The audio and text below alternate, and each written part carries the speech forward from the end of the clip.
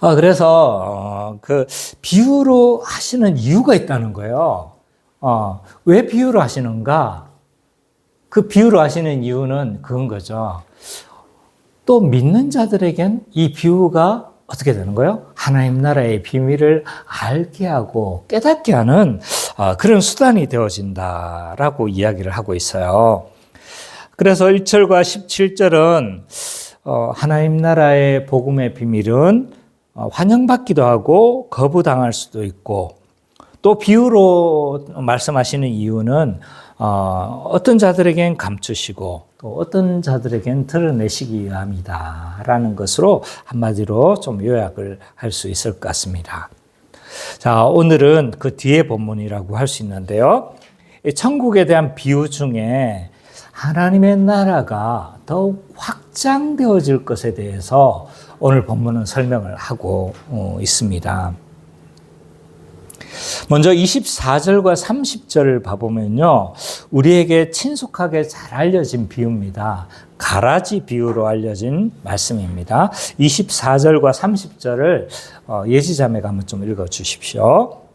예수께서 그들 앞에 그 비유를 들어 이르시되 천국은 좋은 씨를 제 밭에 뿌린 사람과 같으니 사람들이 잘 때에 그 원수가 와서 곡식 가운데 가라지를 돋보리러 갔더니 싹이 나고 결실할 때에 가라지도 보이더니 집주인의 종들이 와서 말하되 주여 밭에 좋은 씨를 뿌리지 아니하였나이까 그런데 가라지가 어디서 생겼나이까 주인이 이르되 원수가 이렇게 하였구나. 종들이 말하되 그러면 우리가 가서 이것을 뽑기를 원하시나이까 주인이 이르되 가만두라. 가라지를 뽑다가 곡식까지 뽑기가 영리하노라. 둘 다 추수 때까지 함께 자라게 두라. 추수 때에 네가 추수꾼들에게 말하기를 가라지는 먼저 거두어 불사르게 반으로 굽고 곡식은 모아 내 뚜껑에 넣으라 하리라. 예. 24절과 30절은 가라지 비유로 우리에게 친숙하게 알려진 비유입니다. 이 가라지 비유의 핵심 내용을 먼저 좀 살펴보면요. 어떤 선한 자가, 어떤 좋은 사람이 좋은 씨를 뿌렸죠. 밭에 뿌렸는데, 근데 잠자는 사이에 악한 자가 온 거예요. 악한 자가 와서 악한 자는 사단을 말하겠죠. 그래서 가라지를 함께 뿌렸다라고 이야기를 하고 있습니다. 그래서 이제 자라면서 이 가라지가 티가 난 것 같아요. 그 전까지는 티가 나지 않았는데 자라면서 가라지가 드러나기 시작했습니다. 그래서 종들이 이제 가라지가 보여지니까 어떻게 한 거예요? 주인 어른, 이걸 뽑을까요? 라고 아마 물었던 것 같아요. 그러니까 주인은 뭐라고 말씀하냐면 뽑다가 알곡까지 상할까 염려하노라. 그냥 내버려 두라. 라고 그렇게 말씀하고 있습니다. 그래서 추수 때가 되면 추수꾼들이 가라지를 먼저 거두어 불사르고 알곡은 어디에요? 곡간 안에 넣겠다라고 이야기를 하고 있습니다. 이 추수 때는 종말을 말하는 거다라고 할 수 있어요. 자, 이 비유의 핵심은 뭐냐 하면 하나님 나라가 이미 왔어요. 이미 임했지만 그의 백성과 또 누가 함께 거한다는 거예요? 악한 자의 자녀, 사탄의 백성이 어떻게 하겠다는 거예요? 같이 공존하며 함께 살아가겠다는 걸 보여주고 있습니다. 그래서 하나님 나라가 되면 완전히 새 세상이 돼야 되는데 그렇지 않다는 거예요. 악한 자의 가라지 씨도 있고 알곡의 씨도 함께 공존하는 상황들이 있을 것이다 라고 그렇게 말씀하고 있습니다. 그러면 이 비유가 교회 안에 신자와 불신자가 공존한다는 비유일까요? 아니면 세상 안에서 신자와 불신자가 공존한다는 비유일까요? 교회 안에 신자와 불신자가 공존한다는 거예요? 아니면 세상 안에, 이 우주 안에, 지구 안에 신자와 불신자가 공존한다는 걸까요? 헷갈리죠, 그죠? 자, 이 비유는요, 교회 안이 아니고 세상 안에서 신자와 불신자가 공존하게 될 것에 대해서 말씀하고 있습니다. 그렇게 봐야 될 문맥적인 근거가 뭡니까? 라고 했었을 때 몇 가지 근거가 있습니다. 하나는 이 비유를 듣는 지금 청중이 누구라고 했습니까? 무리들입니다. 무리들. 앞에 지난주에 우리가 좀 살펴봤죠. 그죠? 지난주에 그래서 30 몇 절부터 이 뒷 몇 구절부터는 제자들에게만 말씀하세요. 근데 지금 이 비유는 누구에게 말씀하시는 거예요? 무리들에게 지금 하고 있는 비유이다. 또 하나는 이 비유를 예수님이 해석해 주세요. 36절과 42절에 36절과 42절에 보면 이 비유를 해석해 주는 부분이 있는데, 근데 예수님이 해석하기를 이 상황을 세상의 환경으로 지금 설명하고 있습니다. 교회 안의 환경으로 말하지 않고 세상의 환경으로 설명하고 있기 때문에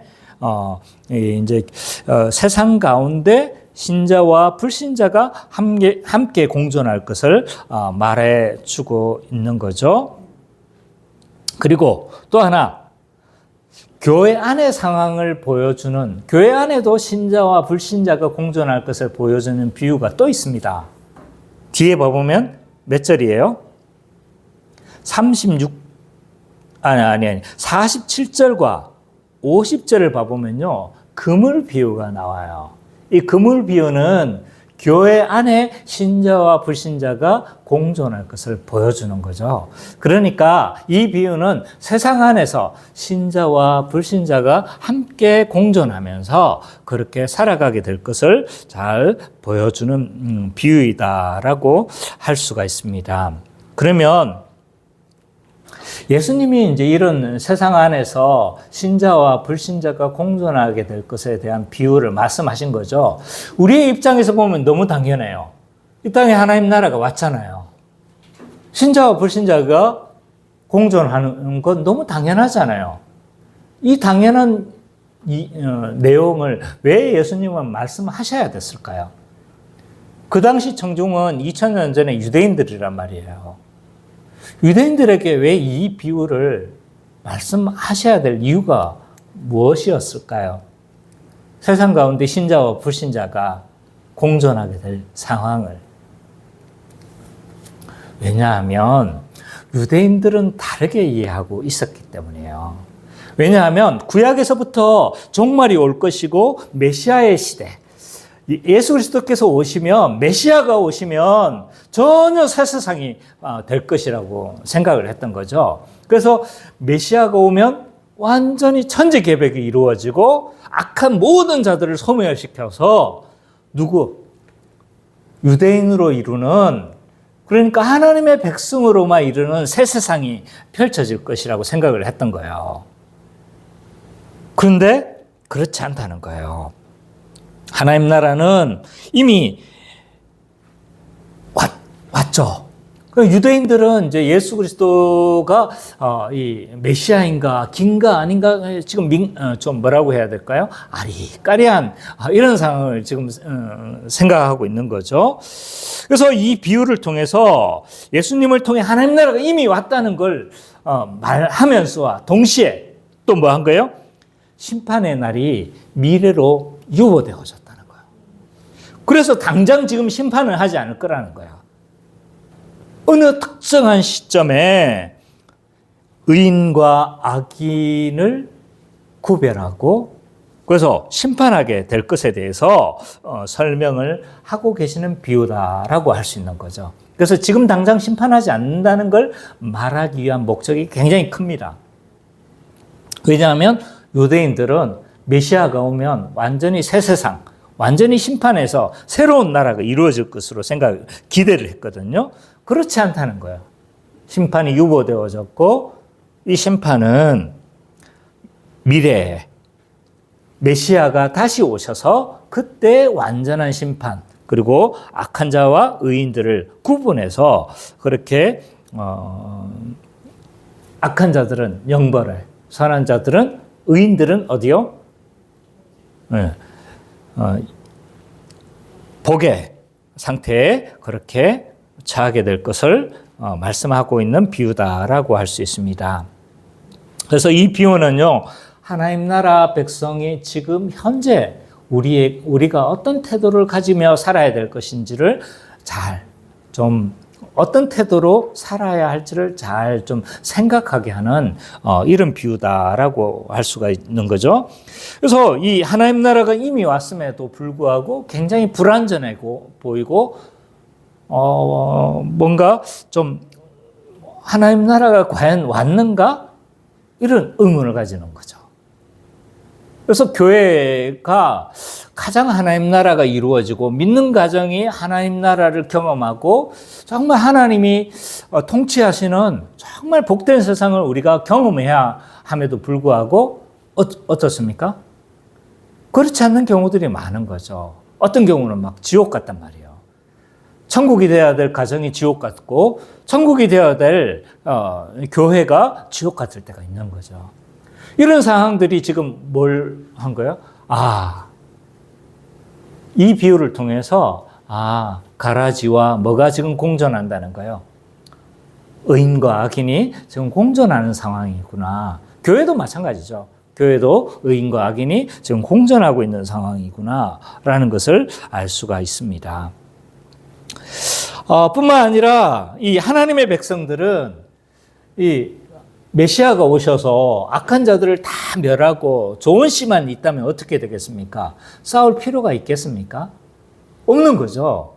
지금 누구의 자식들도 있는 거예요? 악한 자들의 씨, 또 사단의 백성들도 함께 공존하는 거죠. 그럼 뭐가 있는 거예요? 필연적으로 나타나는 것은 영적 전투가 벌어지겠죠. 하나님의 백성과 하나님의 뜻을 이 땅에서 이루려고 하는 사람들과 또한 그 뜻에 반대해서 하나님을 대적하는 이 사단의 백성들 사이에 뭐가 붙을 거라는 거예요. 영적 전투가 있을 것이라는 것도 암시해서 보여주고 있습니다. 뿐만 아니라 최후의 날에 악한 자들을 구원하여 그들을 심판할 것을 보여주고 있기 때문에 우리는 또한 무엇을 하면서 지금 이 상황들을 뭐 하면서 살아갈 수 있다는 거예요. 인내하며 살아가야 하겠구나라는 것도 이런 동기도 인내의 동기도 우리에게 제공해 주고 있는 비유다라고 그렇게 생각할 수가 있습니다. 그러면서 31절과 33절은요. 이 천국은 마치 겨자씨와 같고 밀가루에 넣은 누룩과 같다라는 비유를 하고 있습니다. 이 비유를 우리 정길 형제가 좀 읽어주시겠습니까? 또 비유를 들어 이르시되 천국은 마치 사람이 자기 밭에 갖다 심은 겨자씨 하나 같으니 이는 모든 씨보다 작은 것이로되 자란 후에는 풀보다 커서 나무가 되며 공중의 새들이 와서 그 가지에 깃들이느니라. 또 비유로 말씀하시되 천국은 마치 여자가 가루서 말 속에 갖다 넣어 전부 부풀게 한 물과 같았는데요. 자, 먼저 이 비유를 우리가 설명하기 전에 마태복음 13장의 천국의 비유들이 굉장히 많이 있습니다. 천국은 마치 이와 같고 천국은 마치 이와 같다. 천국은 마치 이와 같다. 그래서 이 천국과 관련된 비유를 너무나 많이 말씀하시는 거죠. 근데 이 천국 비유를 자세히 살펴보면요. 크게 두 종류의 비유가 있다는 걸 알 수가 있어요. 이게 뭐냐면 어떤 비유는 예수님이 해석을 해주시는 비유가 있어요. 또 어떤 비유는요. 전혀 해석 없이 해석해주지 않는 비유가 있는 거죠. 이게 구분된다는 거예요. 그래서 앞에 우리가 뭐였습니까? 4가지 밭의 비유는 예수님이 설명해 주셨죠? 가라지 비유는 예수님이 설명해 주셨습니까?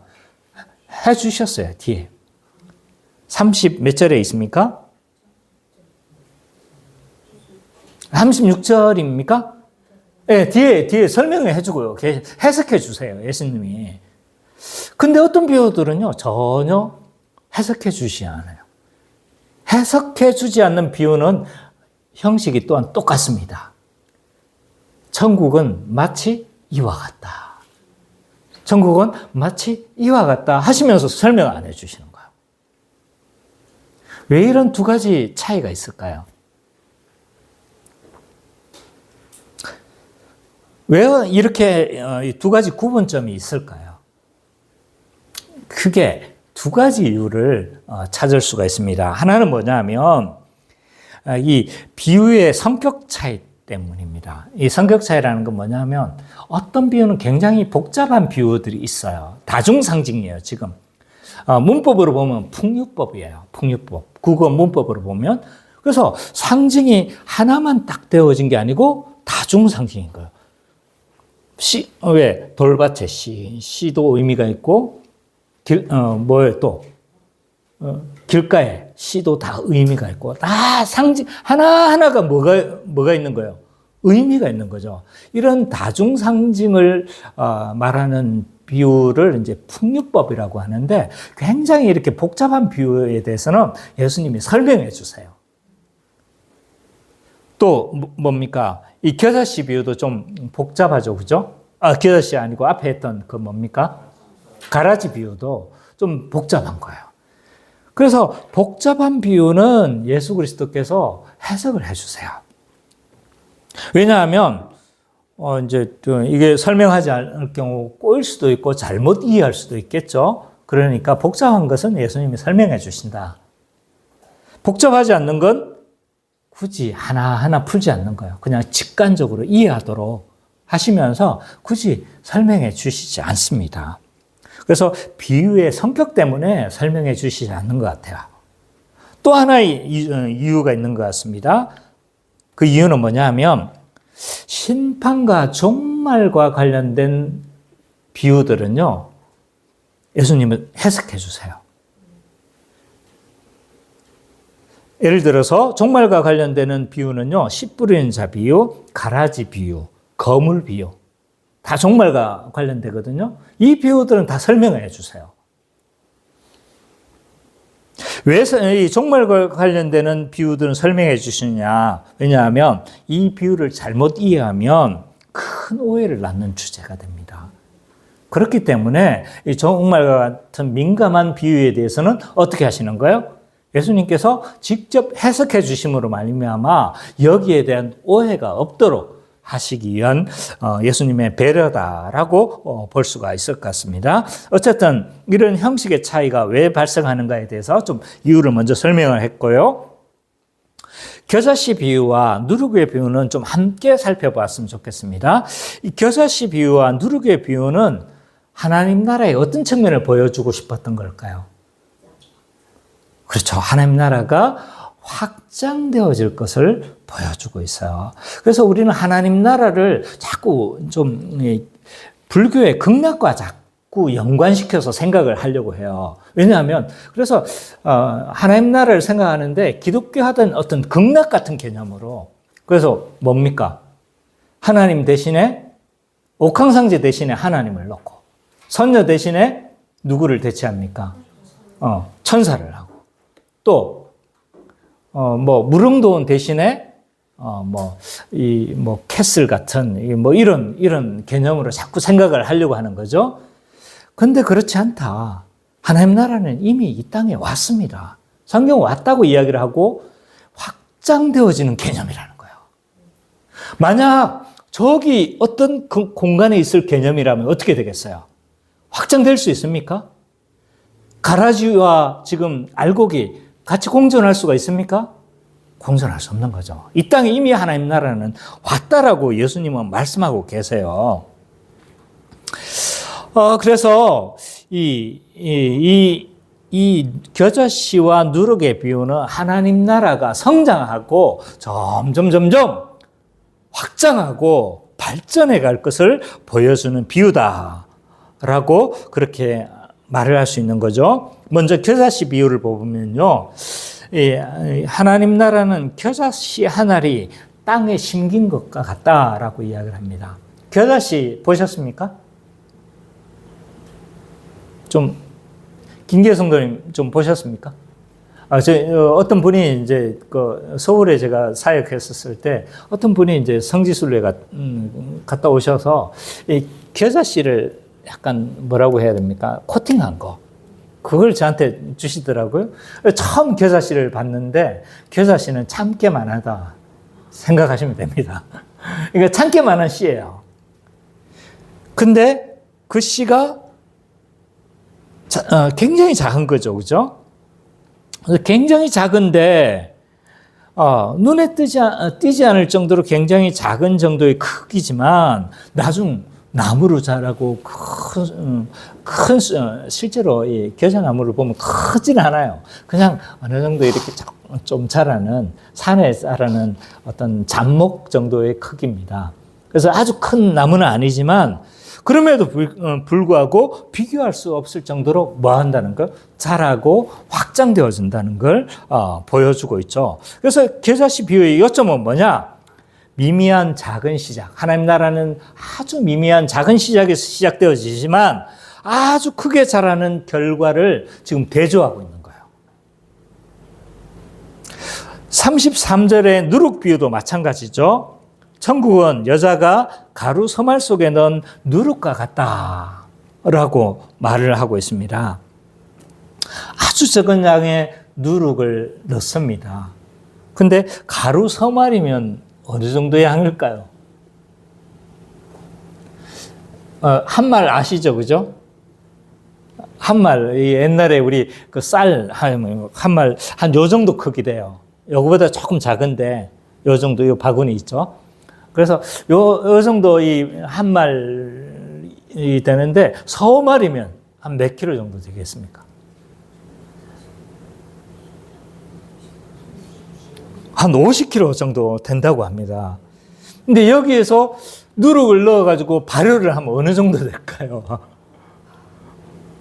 한 150명이 먹을 분량이 이제 빵이 되는 거죠. 그래서 이 누룩비의 요점도 마찬가지죠. 미미한 작은 시작에서 아주 크게 자라는 결과를 대조를 하고 있습니다. 그래서 하나님 나라는 이 두 비유 다 뭘 보여주고 있냐면 하나님 나라는 점점 확장하고 성장할 것을 보여주는 비유다라고 할 수 있는 거죠. 그러면 왜 이 동일한 비유, 확장을 보여주고 성장을 보여주는 하나님 나라의 비유를 각각 다르게 말씀하셨을까? 둘 다 성장을 보여주는 거잖아요. 왜 따로따로 말씀해 주시는 걸까요? 뭔가 다른 점이 있기 때문이 아닐까요? 그죠? 그 다른 점이 뭘까요? 어떤 차이점을 가지고 있을까요? 두 비유는 다 하나님 나라의 확장과 성장을 보여주는 비유이긴 하지만 그럼에도 불구하고 하나님 나라의 확장을 다른 방식으로 표현하고 있습니다. 하나는 외적인 성장을 보여주고 있고요. 하나는 내적 성장을 보여주고 있습니다. 그래서 이 겨자씨 비유는 하나님 나라가 외적으로 드러나는 확장을 보여주고 있는 거죠. 특히 구약에서 이 나무는요, 큰 제국을 지칭하는 데 사용합니다. 그래서 다니엘서에 보면 이 바벨론 왕에게 큰 나무 비유를 환상을 보여주시죠. 그 큰 나무가 뭐였습니까? 큰 제국이었거든요. 그래서 이 나무를 통해서 이 하나님 나라가 이방 나라가 깃들일 만큼, 새가 와서 깃들일 만큼, 그래서 이방의 많은 사람들, 이방 나라가 와서 깃들일 만큼 점점 확장되어지고 큰 나라로 성장할 것을 보여주고 있습니다. 그래서 이건 이제 외적인 성장을 좀 보여주고 있는 거죠. 누룩은요, 하나님 나라가 눈에는 보이지 않지만 내적으로 확장하고 성장할 것을 보여주고 있습니다. 그래서 누룩은 보이지 않게 내적으로 침투하는 거예요. 반죽 전체에 퍼집니다. 그래서 엄청난 양으로 확장을 하죠. 그죠? 이는 하나님 나라가 비밀스럽고 은밀하지만 확장되어질 것을 보여주고 있는 비유다라고 할 수가 있습니다. 그래서 24절과 34절 전체를 좀 한마디로 한 문장으로 요약하면 이와 같습니다. 예수님은 하나님 나라가 이미 왔지만 세상의 악한 자들과 함께 공존할 것이며 그러나 하나님 나라는 겨자씨와 같이 누룩과 같이 확장할 것이라고 하신다. 그래서 하나님 나라가 이미 왔는데 완전히 새 세상이 되는 어떤 선한 자, 하나님의 백성만 그런 곳이 아니라는 거죠. 악한 자들과 함께 공존할 뿐만 아니라, 근데 그 하나님 나라는 처음에는 미미한 거예요. 처음에는 미미해 보였지만 그러나 점점 확장하고 성장할 것이라는 것을 이 비유를 통해서 말씀해 주시고 있다라고 그렇게 말할 수가 있습니다. 그러면 오늘 이 말씀이 오늘 우리에게는 어떤 의미를 가지고 있고 이 말씀을 통해서 우리가 어떻게 적용할 수 있는지에 대해서 한번 살펴보도록 하겠습니다. 첫 번째로, 교회는 하나님 나라가 왔지만 악한 자들과 공존한다는 사실을 알아야 합니다. 이 가라지 비유는요, 신앙생활하는 데 있어서 어떠한 태도를 취해야 될지를 잘 보여준다고 했습니다. 그래서 이 세상에는 악이 공존하고 있고, 그렇기 때문에 우리가 낙심하지 말고 인내의 함을 보여주는 비유다.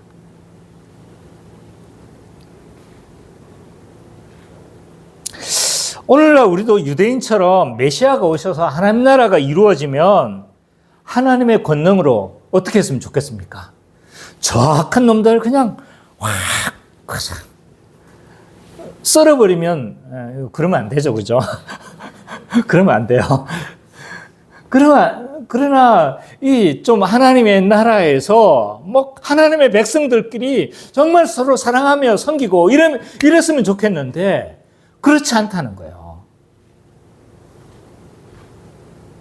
현실은요, 심판의 날이 유보되어진 거예요. 마지막 재림 때 심판이 이루어질 것이라는 거죠. 지금은 어떻게 될 거라는 거예요? 악한 자들과 선한 자들이 지금 함께 공존하는 현실을 우리가 마주하고 있기 때문에 우리는 어떤 태도로 살아가야 되는 겁니까? 인내의 태도가 필요한 거예요. 인내의 태도. 이 세상에는요, 악한 자들이 함께 공존하고 그들로 말미암아 악이 때로는 굉장히 사람들을 괴롭히고 그 악으로 말미암아 어려움을 당할 때가 참 많습니다. 이 가라지 비유로 볼 때 이 악의 특징은 뭐냐 하면 항상 선한 것 곁에 있어서 구별하기가 어려운 거예요. 저는 이 가라지 비유를 볼 때마다 늘 생각나는 게 있는데 그건 뭐냐면 시골에서 농사 지을 때 이제 공감이 안 가시는 분들이 많이 계시겠지만 저도 농사를 지어보고 이러지는 않았어요. 근데 어렸을 적에 농사 짓고 이런 것들을 옆에서 많이 보고 심부름도 많이 했어요. 막걸리 들고 가가지고 막걸리 따라주고 이러고는 했죠.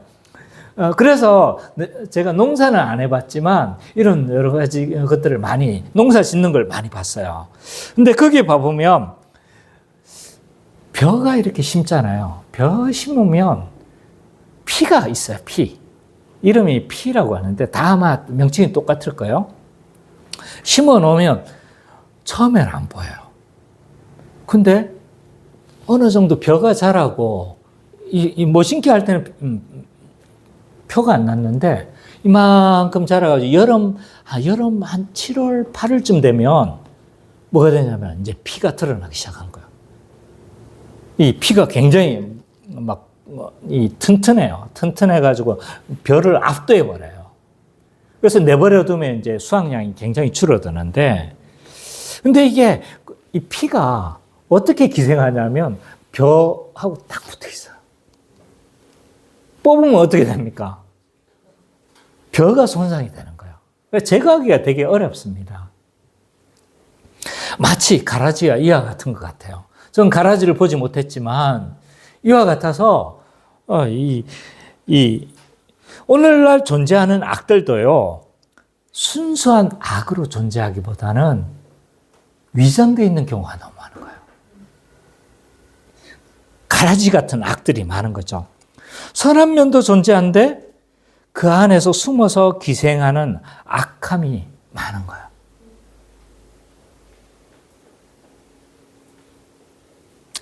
이 트럼프를 보면 미국 같은 민주주의가 발전한 사회에서 왜 트럼프 같은 사람이 당선되어졌을까? 잘 이해가 안 되는 거예요. 왜냐하면 조심할 거예요. 제가 정치할 이야기 할까봐 막 긴장 하시는데. 근데, 봐보면, 이 트럼프는 제가 봤을 때 대통령의 품격이 좀 안 느껴지는 거예요. 약간 좀 양아치 같은. 삥 뜯는, 약한 나라를 삥 뜯는, 이런 좀 대통령으로 보여주는데 왜 당선되어졌을까? 왜 그런 것 같아요? 왜 트럼프 같은 사람이 당선됐을까요? 저는 그 안에 사람들의 욕심이 있다고 생각해요. 왜냐하면 뭐 한 거예요? 백인들의 노동자들의 마음을 잘 대변하고 있거든요. 왜냐하면 지금 백인들이 지금 이민자들이 많이 들어오니까 뭐 한 거예요? 자기들의 일자리가 뺏기고 입지가 점점 좀 약화되고 있거든요. 트럼프라는 사람이 좀 이상해 보여도 자기들의 마음을 잘 대변하는 거예요. 그러니까 누구를 뽑습니까? 트럼프를 뽑는 거죠. 오늘 이와 같은 유사한 것들이 우리에게 많이 있습니다. 노골적인 악도 있고요. 어떤 면에 있어서는 숨어서 기생하는 악들도 있고 눈에 보이지 않는 악들이 많이 있습니다. 어떤 경우는요. 이런 노골적인 악에 의해서 우리가 희생되기도 해요. 지난번 우리 카페가 있었을 때 가게가 되게 잘 됐어요. 서구층 뒤에 있어가지고 가게가 너무 잘 됐어요. 야, 사람들이 돈을 이렇게 버는구나. 난생 처음 저축이라는 걸 해봤어요. 지금까지 살아오면서 저축이라는 걸 안 해봤거든요. 왜냐하면 쓰기가 너무 바빴어요. 그래서 막 들어오면 피라냐 아시죠? 피라냐. 브라질에 사는 물고기. 아마존에 사는 물고기. 월급이 들어오면 해가지고 그냥 한 며칠 만에 사라지는 이런 걸 많이 경험했는데, 근데 이 카페를 하면서 막 돈이 벌려지고 그게 저축할 만큼 돈이 있는 걸 경험한 거죠. 사람들이 이렇게 돈을 버는구나. 참 신기하기도 하고, 그래서 내 좀 공부하면서 있었던 이런 빚도 갚고 그러면서 이제 뭐 잘했었어요. 근데 사람들은 그대로 내버려 두지 않더라고요. 먼저 위에 있던 집주인이 막 가게가 잘 되니까 세를 2배로 올리는 거예요. 그게 법으로 불가능하죠? 0.9몇 프로 올릴 수 있습니까? 법이 있거든요. 올릴 수 있는 한도가 있는데 다 수가 있습니다. 궁금하시면 나한테 나중에 물어보세요. 어떻게 올리는지. 네, 저는 당한 거예요. 속절없이 당했어요. 그래서 월세가 2배로 올란 거예요. 2배로 오르고 막 그런 거. 근데 그냥 올려달라고 하면 되는데 괴롭혀가면서 몇 달을 괴롭혀가면서 막 올리는 거예요. 세상이 이런 것입니다. 때로는요, 우리가 멀리 있는 악을 바라보는 것도 우리는 마음이 상하는 거예요. 왜 세상은 불이하게 돌아가는 것이지? 왜 세상이 이렇게 막 움직여지는 거지? 알면 알수록 막 상처를 입는 거예요. 왜 약한 자들이 득세하는 거지? 상처를 입는데, 근데 때로는요, 그 악에 직접적으로 내가 희생되기도 해요. 근데 우리는 뭘 기억해야 됩니까? 이 비유를 잘 생각하셔야 돼요. 우리의 신앙은요, 인내의 싸움입니다. 인내의 싸움. 당장 눈앞의 불의가 해결되지 않을 수도 있어요. 저는 쫓겨난 게 아니죠. 스스로, 잘 먹고 잘 사시오 하고 나온 거예요. 피해만 입고 나온 거예요. 그렇다 할지라도 왜? 지금 악한 자들이 공존하니까 그럴 상황, 그렇게 피해만 입고 나올 수도 있어요. 그러나 하나님이 반드시 추수 때 뭐 하신다는 거예요? 심판하신다는 거예요. 이 믿음을 가지고 우리는 인내해야 합니다. 낙심하지 말고 인내함을 보여주는 비유이기도 하다. 뿐만 아니라 의인과 악인이 공존하기 때문에 악한 자들과 뭐가 있을 것도 우리는 생각해야 합니까? 영적 전투가 있다는 것도 보여주는 그런 비유죠. 세상에는 여전히 악한 자들이 현존합니다. 그래서 그들에 의해서 막 악이 막 펼쳐질 때도 있고 그렇죠. 근데 그들이 현존하기 때문에 하나님의 백성들과 반드시 뭐가 벌어지냐면 영적 전투가 벌어지는 것은 필연적이에요. 왜냐하면 하나님의 백성은 하나님의 뜻에 순종하는 자들이거든요. 하나님 뜻이 뭡니까? 핵심이 뭐예요? 사랑이에요, 사랑. 우리는 사랑하며 살아가야 되는 거고 그들은 자기를 위해서 살아가는 자들이고 여기에 사이에서 필연적인 이 영적인 전투가 벌어지는 겁니다. 그럼 우리는 뭘로 무장해야 됩니까? 칼 들고 전쟁해야 됩니까? 이 영적 전투는 그런 전쟁이 아닌 거예요. 이 영적 전투는 진리의 전쟁입니다. 진리의 전쟁. 세계관의 싸움이기도 하고 진리의 싸움이기도 하다. 원수의 전략은 뭐냐면 잠잘 때 몰래 뿌렸습니다. 잠잘 때. 그래서 그게 알곡 같기도 하고 가라지 같기도 하고 유사한 걸 뿌려서 사단이 지금 우리를 교회를 공격할 때 어떻게 공격할까요? 한 사람을 공격할 때 어떻게 할까요? 이게 하나님의 말씀인 것 같기도 하고 아닌 것 같기도 하고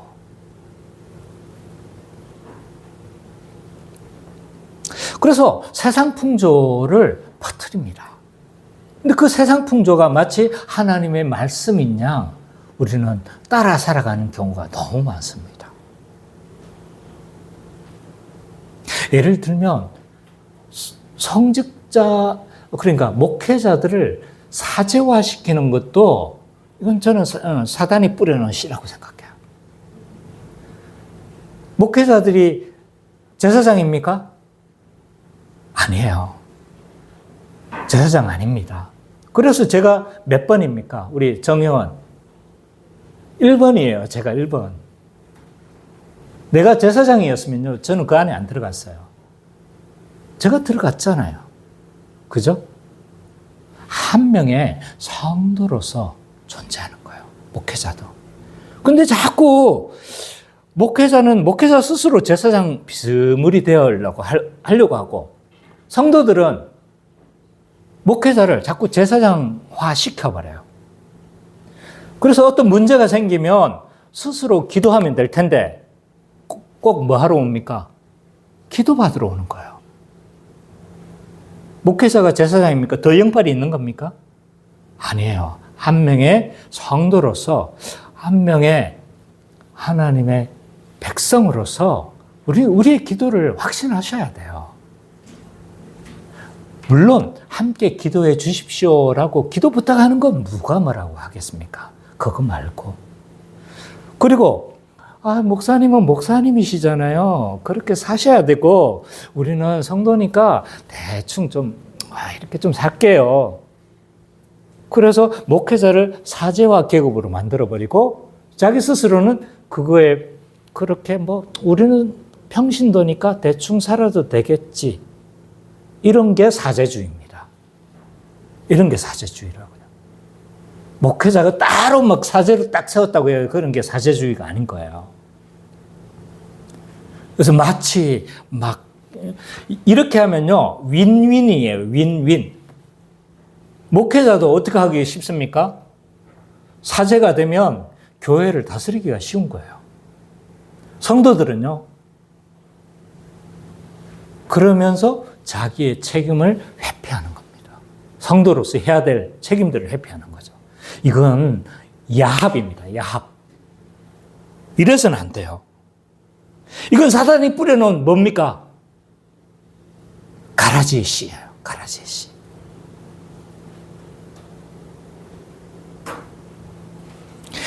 또 말씀을 성직자의 전유물로 생각을 하는 거예요. 그래서 그러니까 누군가 내가 어디서 이야기를 들었는데 성경을 해석하니까 성경 해석하는 건 목사님이 하는 거지 성도들은 해석하면 안 된다는 거예요. 말이 되는 소리입니까? 말이. 종교개혁자들이 한 일이 뭐예요? 종교개혁자들은 이 성경을 성도들의 품에 넣어주고 그 성도들에게 성경을 해석하라고 그렇게 돌려줬는데 그걸 다시 누구한테 돌려주는 거예요, 지금? 성직자들은 돌려주는 거예요. 이건 다시 중세사회로 돌아가겠다는 거예요. 사제주의로 다시 돌아가겠다는 거예요.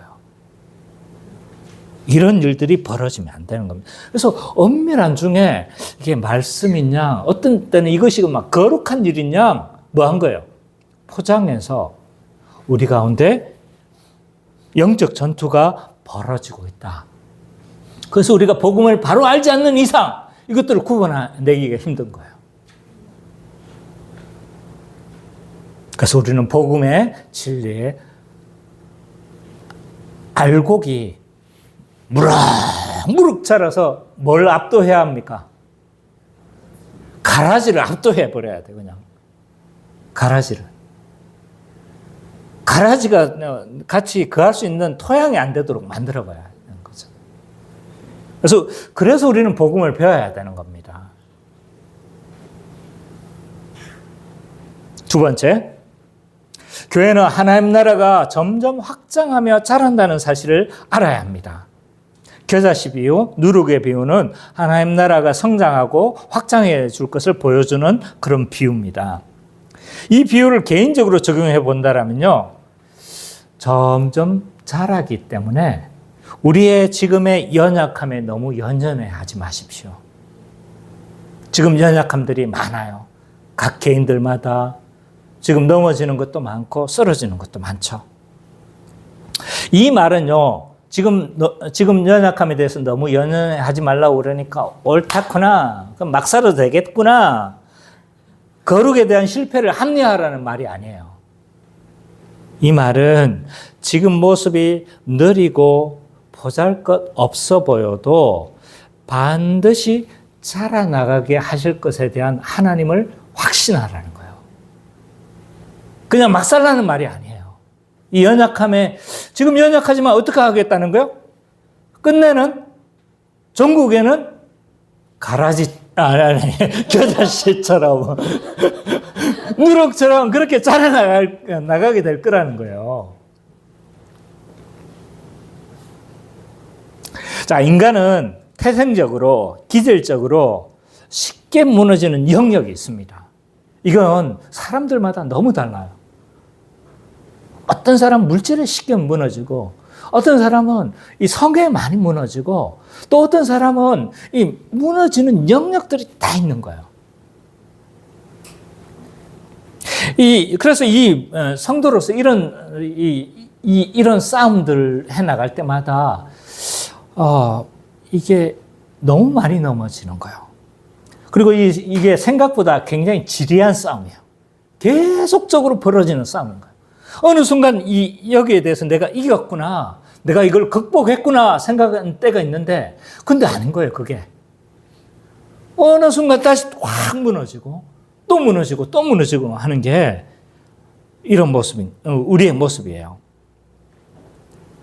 그래서 정복해 보여도 우리의 영혼의 영적 면역력, 그러니까 은혜의 수단으로 우리의 영이 계속 충만한 상태, 성령으로 충만한 상태가 되지 않으면 어떻게 되는 거예요? 영적 면역력이 약해지는 거예요. 면역력이 약해지면 누가 침투합니까? 세균이 침투하죠. 병균이 침투하죠. 어디로 침투할까요? 약한 곳으로 침투합니다. 어떤 사람은 코가 약하고, 어떤 사람은 뭐 귀가 약하고, 어떤 사람은 목이 약한데 그 약한 곳으로 침투하는 거예요. 그래서 나는 목이 약하거든요. 그래서 감기 걸리면 꼭 목이 먼저 옵니다. 우리 영혼이 마찬가지입니다. 우리의 영혼도 있잖아요. 그 사람이 약한 부분이 있어요. 약한 부분이 있는데 그것으로 집요하게 파고 들어옵니다. 그래서 어떤 순간 순간적으로 확 쓰러지는 거죠. 넘어지는 거죠. 이 넘어지는 걸 너무 많이 경험하다 보면 어떤 생각을 하냐면 과연 성화라는 것이 가능할까? 거룩한 삶을 살아가는 것이 과연 가능한 것일까? 이런 회의감에 빠지기도 합니다. 근데요, 지금의 모습이 비록 약한 모습이라 할지라도 겨자씨와 같이 또한 누룩과 같이 우리는 미래가 보장되어져 있다는 사실을 믿으셔야 돼요. 왜 그러냐 하면요, 하나님이 우리를 칭이 뭐예요? 의롭다 하셨어요. 근데 그 의롭다 하시면요, 지금 여러분들이 어려운가요? 어려워요? 속으로 보니까 막 깨끗하고 의로운 모습입니까? 아닌데 의롭다고 칭해 주는 거예요. 왜? 그건 종말에 종말에 예수 그리스도께서 우리에게 의롭다 칭할 것을 미리 우리에게 법적으로 선언해 주시는 거거든요. 뭐가 보장되어 있는 거예요, 지금? 마지막 날에 의롭다함이 보장되어 있는 거예요, 우리에게는. 법적인 근거가 우리에게는 있습니다. 뿐만 아니라 여러분들을 하나님 중생시키신 거예요. 하나님의 생명, 부활 생명을 여러분들 한 사람 한 사람에게 불어넣으셔가지고 뭐가 있는 거예요? 그리스도의 마음이 우리 가운데 있어요. 그래서 하나님의 뜻을 행하고 싶은 마음도 있고 하나님 뜻을 행할 의지도 있고, 그래서 중생의 그 새 생명을 우리에게 주셔가지고 있잖아요. 점점 우리를 하나님 닮게 그리스도를 닮아가도록 만들어 가실 거라는 거예요. 또한 연합을 통해서 그리스도의 모든 자원을 우리에게 주셨어요. 그리스도의 모든 것을 우리에게 다 부어주신 거예요. 그러니까 그리스도의 능력이 우리 가운데 있음을 확신하셔야 돼요. 거기에다가 성령을 부어주셨어요. 성령을. 각 개인의 심령에 성령을 부어주셔가지고 하나님의 뜻을 행할 수 있도록 인도하시고 붙들어주시고 감화감동시키시고 조명하셔서 우리를 하나님의 선한 길들로 인도하시는 거죠. 자, 몇 중입니까? 4중, 5중, 10중이에요. 그래서 우리의 거룩한 삶은 반드시 뭘로 갈 거다? 겨자씨와 같이, 누룩과 같이 우리의 모습이 점점 살아갈 것을 확신하셔야 돼요. 저는 이걸 뭘로 비유하냐면 우리나라에 넘어온 북한 탈북민이다. 처음 내려왔을 때 어떻습니까? 굉장히 미숙하죠? 북한 말도, 정갔나? 뭐 이러면서 막 말투도 우리 안 닮았어. 그리고 행동도 또 어떻습니까? 예, 행동도 어때요? 막 해가지고 막 북한식 행동들이 막 안 빠진 거예요. 근데 한국에 점점 살면서 10년, 20년 살면서 어떻게 됩니까? 나중에는 이 사람이 북한 사람인지도 모를 정도로 변화가 되는 겁니다. 이 땅에 넘어온 탈북민과 같이 우리는 종국에는 어떻게 될 거라는 거예요? 그리스도를 닮은 형상으로 이끌어 가신다는 사실을 믿어야 됩니다. 여러분이 믿든 안 믿든 이건 신학적으로 사실입니다. 신학적인 사실이고, 그러므로 지금 연약함에 너무 연연하지 마십시오. 대신 저를 통해서 계속 말씀을 배우시고 말씀 안에 거하시도록만 노력하시면 됩니다. 네. 말씀을 배우시면 저에게도 수가 없어요. 말씀을 배우기를 거부하면 저도 수가 없어요. 하나님께서 어떤 은혜를 베푸실지 모르겠지만 어쨌든 말씀을 배우기를 힘쓴다면 전국에는 그렇게 되어질 거다. 뿐만 아니라 또한 교회적으로는 작은 교회기에 지금 연약한 모습에 너무 두려워하지 마십시오. 우리 개척교회 너무 작아 보이고 연약해 보인 모습에 너무 그거 하지 마세요. 저는 노회나 이 연말이 되어지면 한두 군데 이렇게 항상 불려가는 데가 있어요. 다음 주에 한번 불려갑니다. 저희 교회를 제가 있었던 부강교회 장로님이 부르셔가지고 이제 뭐 개척교회 여러 교회들 불러가지고 막 위로해야 한다고 해요. 근데 안 가기도 그렇고 되게 민망해요. 왜냐하면 가면 굉장히 저를 불쌍히 여기거든요. 아유, 목사님 힘드시죠? 아니, 안 힘든데 힘든 척을 해야 될 것 같은 느낌? 안 그러면, 잘 먹고 잘 사는구나. 후원도 끊어버릴 것 같은 느낌? 그러니까 이게 참 애매한 거예요, 이게. 근데 나만 그런 줄 알았어요. 난 지난주에 비밀을 알았어요. 성도님들도 그렇다며요. 개척교회에 있다는 게 굉장히 불쌍히 여김받는다는 사실을 난 처음 알았어요. 어디 가면 개척교회 섬긴다 이러면 야 고생이 많다야 막 이래 불쌍히 여긴다는 거예요. 야, 나 이 사실을 알고 나만 그런 게 아니구나. 한편으로는 위로, 한편으로는 묘한 감정을 느낀 거죠. 야, 이게 같은 운명이구나. 근데요, 우리 교회는요, 분명해요. 조직적으로 미성숙합니다. 크기도, 환경도 열악한 건 사실입니다. 근데요, 겨자씨처럼, 누룩처럼 더욱 풍성한 하나님 나라를 누릴 겁니다. 하나님의 말씀이 우리 가운데 충만하기 때문이죠. 누려질 겁니다. 소망하십시오. 교회는 마지막 세 번째로 이런 확장이 복음에서 비롯된다는 사실을 알아야 됩니다. 누룩은 눈에 보이지 않지만 반죽 전체를 변화시킵니다. 복음은요, 개인과 교회의 체질을 바꿔버립니다. 하나님 나라를 확장하고 하나님 나라를 더욱 누리기 위해서 막 사회적인 운동을 한다고 해가지고 되는 문제가 아니에요. 미국에 도덕적 다수 운동이라는 게 있어요. 이게 뭐냐면 기독교 보수 운동이라고 할 수 있는데 뭐냐면 도덕적 다수의 사람들이 정치적 영향력을 행사해서 굉장히 이상사회를 만들어 보려고 하는 정치적인 흐름이에요. 이걸 도덕적 다수 운동이라고 하는데, 근데 이 운동은 시도는 참 좋았지만 결국은 실패했어요. 왜냐하면 이런 방식으로 이루어지지 않는 거거든요. 하나님 나라가.